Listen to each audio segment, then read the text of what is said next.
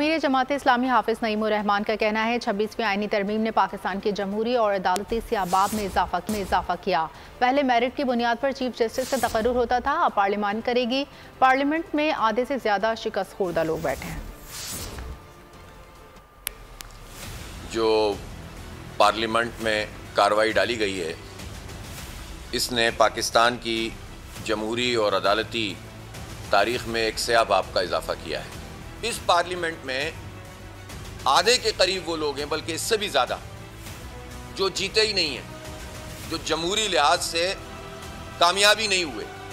उनको फॉर्म 45 नहीं बल्कि फॉर्म 47 की बुनियाद पर मुसल्लत किया गया है। उनकी अपनी कोई लेजिटिमेसी नहीं है, कोई क्रेडिबिलिटी नहीं है, कोई साख नहीं है। वो अदलिया कि जिसमें एक तरीक़ेकार के मुताबिक चीफ जस्टिस का तकर्रुर होना था, अब वो इख्तियार पार्लिमानी कमेटी और फिर वज़ीर आज़म के पास है, और इसमें भी इबाहम है।